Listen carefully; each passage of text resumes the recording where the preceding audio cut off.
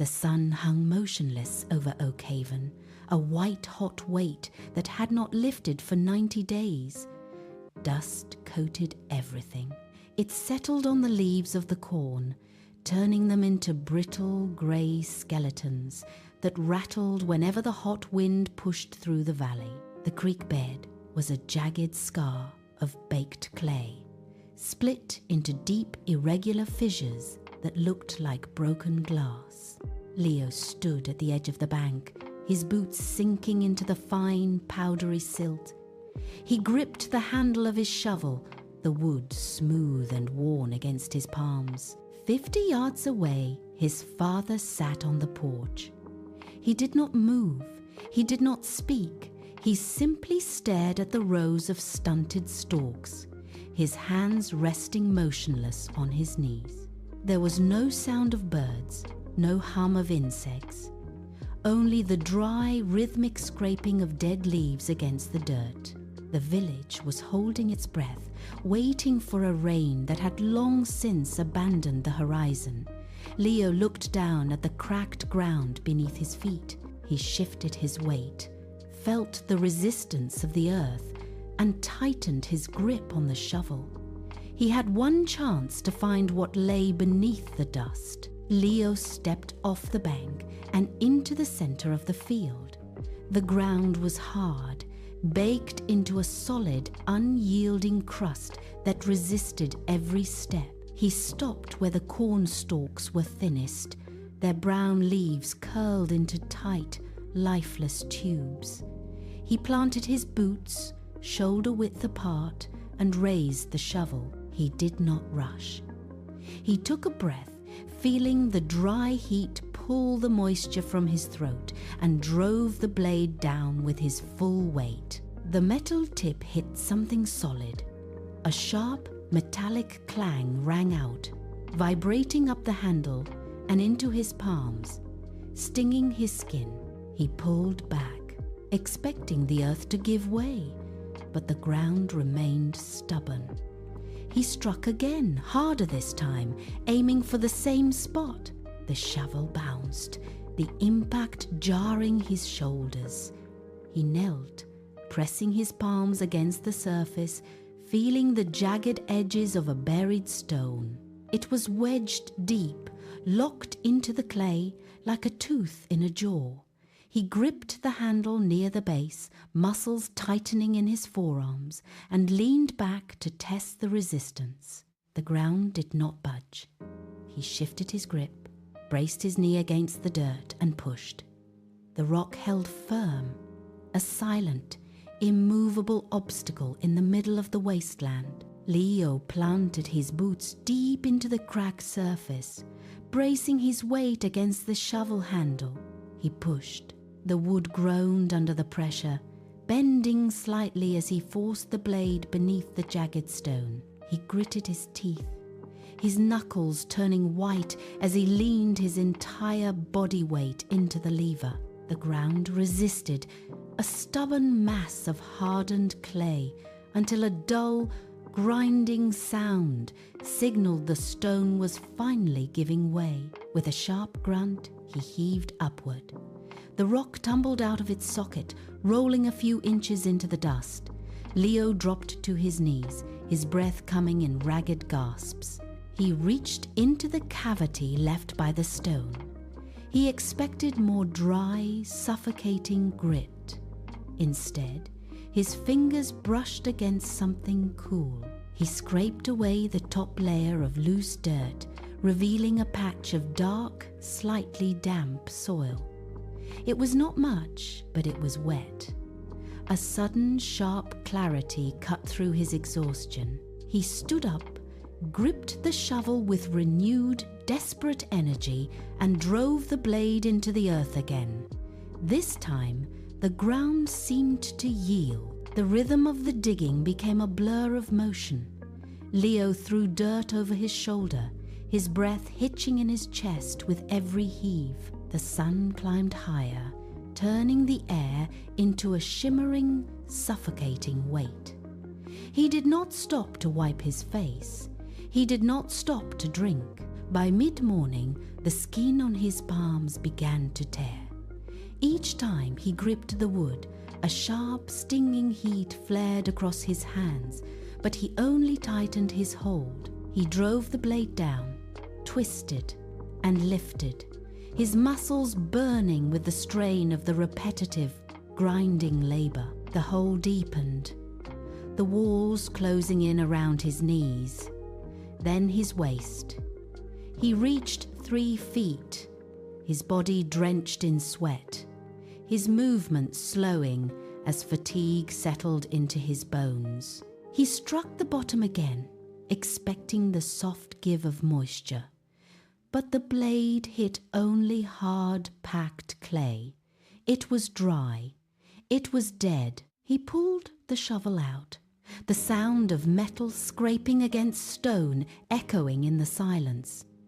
He sat back on his heels, his chest heaving, and stared into the dark, empty pit. He wiped the grit from his eyes, leaving streaks of mud across his forehead. The earth remained stubborn, indifferent to the blisters on his hands. Nothing but dust. Leo sat in the center of the pit, his legs cramped and his breath shallow. The silence of the field felt heavy, pressing against his ears. He wiped the sweat from his eyes, his skin raw and stinging. A crunch of dry stalks signaled movement nearby. He looked up to see Mr. Miller standing at the edge of the hole, his frame silhouetted against the harsh midday sun. Miller looked down, his expression tight with a weary, practiced cynicism. He leaned on his cane, the wood sinking slightly into the parched soil. The water table is gone. Boy, Miller said, his voice raspy and thin. You are digging your own grave in the dust. Save your energy for the walk to the river, if you still have the strength. Leo stared back, his throat dry. Miller shook his head, a gesture of pity that burned more than the blisters on Leo's palms. He waited for a response, his eyes fixed on Leo. Leo did not answer. He simply watched as Miller turned and began the slow, trudging walk back toward the road. Leo waited until the sound of Miller's boots faded into the dry brush. He did not look at the hole he had already dug. He simply pushed his palms against the parched earth and hauled himself upright. His muscles screamed with the effort, his joints stiff. He did not brush the dirt from his knees. He grabbed the shovel, the rusted metal biting into his blistered palms, and walked 10 feet to the left. The ground here looked identical to the rest of the field, cracked and grey, but he did not hesitate. He planted his boots wide. He swung the shovel with a sharp, rhythmic motion, carving a circle 5 feet wide into the surface. The blade sliced through the top layer. He did not pace himself. He drove the shovel deep, pried the earth loose, and tossed it aside in a steady, relentless arc. Each impact of the metal against the ground sent a jolt of pain through his shoulders, yet his grip tightened. He was no longer looking for a sign. He was simply working, his mind narrowed down to the next swing, the next scoop. The sun beat down, but he did not feel the heat. The sun reached its peak, casting short, sharp shadows across the field. Leo swung the shovel in a wide, sweeping arc, his muscles burning with the strain of the expanded circle. He drove the blade deep into the parched earth, expecting the usual resistance of dry clay. Instead, the metal struck something solid. A sharp, hollow thud echoed up the handle, vibrating through his arms and into his chest. He froze. He pulled the shovel back and struck the same spot again. The sound was unmistakable, a dull wooden resonance that did not belong in the dirt. He dropped the shovel, the rusted tool clattering against the dry ground, and fell to his knees, He began to scrape the loose soil away with his bare hands.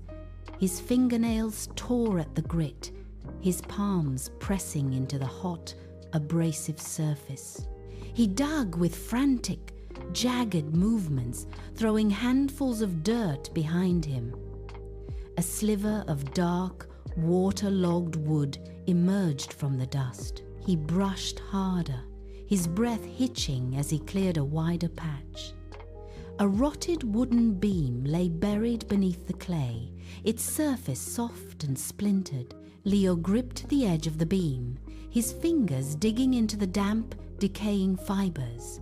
He pulled, his shoulders tensing as he fought the weight of the earth. The rotted beam gave way with a wet, splintering crack, falling inward and vanishing into the dark. Leo scrambled backward, his palms sliding through the grit as he cleared the remaining debris from the opening. A narrow vertical shaft stared back at him, lined with ancient, moss-slicked stones. He leaned forward, his face inches from the dark void, and the air that rose from it was cool and damp against his skin. He reached into the dirt, his fingers closing around a small, smooth pebble. He held it over the center of the opening, his hand trembling slightly from the exertion of the morning. He let go. He watched the pebble disappear, his eyes straining against the shadows. He counted the seconds, his heart hammering against his ribs. 1, 2, 3. Then a sharp, metallic sound rose from the depths. A faint, clear plink echoed upward. The vibration traveled through the ground and into his knees, a sudden electric jolt of reality. He stood up, his legs shaking, and stared into the hole. Leo scrambled to the shed, his boots kicking up clouds of dry dust. He grabbed a frayed length of rope and a dented metal bucket, his fingers fumbling with the knots. He sprinted back to the shaft, the rope coiling and uncoiling in his grip. He lashed the bucket to the end, checked the tension, and swung it over the dark opening. He fed the rope out, hand over hand, feeling the weight drop into the void. The rope went slack. He waited, his breath hitching in his throat, then pulled. The rope grew taut, biting into his palms as he hauled the weight upward. It was heavy, sluggish, and resisted his pull. The bucket cleared the rim, spilling dark, viscous liquid onto the parched earth. It was thick with sediment, brown and smelling of deep, stagnant earth. He dipped his fingers into the sludge, rubbing the grit between his thumb and forefinger. It was wet. It was real. He dropped the bucket, the metal clanging against the stones, and turned toward the house. He began to run, his lungs burning, his voice tearing through the stifling heat. "Father! Father! Come here!" The sound of his own shouting felt alien in the stillness of the farm. He did not stop, his feet pounding against the cracked ground. Father sprinted off the porch, his eyes wide as he reached the well. He grabbed the flashlight, the beam cutting through the gloom of the shaft, to reveal a tangle of rotted timber and collapsed stone. He looked at Leo, then back at the hole, and nodded. They moved as one. Father took the shovel, prying at the heavy, waterlogged beams that choked the opening, while Leo hauled the loose rocks away by hand. The sun climbed higher, baking the earth, but they did not stop. They worked in a rhythm born of desperation. Lift, heave, drop, lift, heave, drop. Every rock removed was a victory. Every splinter of wood cleared was a step toward the water below. Sweat carved clean lines through the dust on their faces. Their muscles burned and the skin on their palms tore, but they ignored the pain. They cleared the debris pile, stacking it higher and higher away from the edge. Hour after hour, they leaned into the shaft, their shadows stretching long. The air around the well grew cooler as the blockage thinned. They pulled, they strained, and they cleared the path, their breath coming in ragged, synchronized gasps. The sun dipped below the horizon, painting the sky in bruised purples and deep oranges. Father stepped back, dropping the last heavy stone onto the pile. The shaft was open. Leo grabbed the rope, his hands trembling with exhaustion, and lowered the bucket into the dark void. It hit the surface with a hollow, resonant splash that sounded louder than any shout. He waited, counting the seconds in his head, then pulled. The rope felt lighter this time, sliding smoothly through his calloused palms. As the bucket cleared the rim, he tilted it into the wooden trough. A stream of clear, cold water splashed against the dry wood. It was not brown. It was not muddy. It was crystalline. The livestock, sensing the moisture, pushed forward from the shadows of the barn. They crowded around the trough, their hooves clattering against the hard ground, heads dipping low to drink. Leo watched them, his chest heaving, his eyes fixed on the water surface as it shimmered in the twilight. The drought had held the land in a chokehold for months, but the grip was broken. He stood up, his legs shaking, and looked at his father. They did not speak. The sun broke over the horizon, casting long, sharp shadows across the field. Leo was already at the well when the first neighbors appeared. They did not come with questions. They came with tools. Mr. Miller led the way, carrying a coil of thick hemp rope and a heavy iron bracket.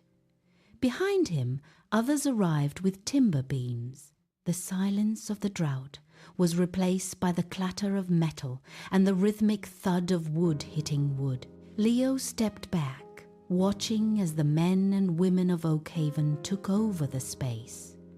They worked in a tight, efficient circle. Two men braced the main beam across the shaft, securing it with iron spikes driven deep into the earth. Another group rigged the pulley, threading the rope through the wheel until it spun with a smooth, metallic hum. Leo handed his shovel to a neighbor, his hands still raw, and watched them hoist a heavy bucket with ease. The pulley groaned once, then spun with a clean metallic rhythm. A bucket rose from the dark, dripping with cold, clear water. A woman from the nearest house stepped forward, her hands steady as she caught the handle. She poured the contents into a ceramic basin. The water did not vanish into the cracked earth. It sat there, shimmering and still. Across the field, a line formed. Neighbors waited, their empty containers held tight. One by one, they stepped to the well, hauled their share, and turned back toward their homes. The sound of splashing water became the new soundtrack of Oakhaven. Inside the houses, the change was immediate. A man wiped a damp cloth across a dusty table. A child drank from a ladle, the water spilling down his chin. In the kitchen of the Miller household, a heavy iron pot filled until the surface tension held a perfect trembling dome of liquid. The sight of it, the sheer heavy weight of the water, broke the tension that had gripped the village for months. People stopped looking at the sky for rain. Every home now held a reserve. The drought had not just been broken, it had been replaced by the steady, quiet work of survival. The crowd thinned as the sun began its slow descent. Leo sat on the stone rim of the well, his legs dangling over the edge. His hands were mapped with dirt and small raw abrasions, but he did not feel the sting anymore. He watched the last of the neighbors walk home, their buckets swinging with a steady, rhythmic weight. The village was quiet again, but it was a different kind of silence, no longer hollow but full. He reached down and picked up the rusted shovel. The metal was cool against his palm. He stood, walked to the stone wall, and leaned the handle firmly against the rock. He turned back to the well, dipped a wooden ladle into the bucket, and lifted it. The water was clear, catching the golden light. He drank. The cold liquid hit his throat, sharp and revitalizing. He wiped his mouth with the back of his hand and looked out across the field. The corn stalks, once brittle and grey, seemed to hold their heads a fraction higher. The ground was no longer a trap, it was a foundation. The work was done. He stood still, watching the shadows stretch, and simply breathed.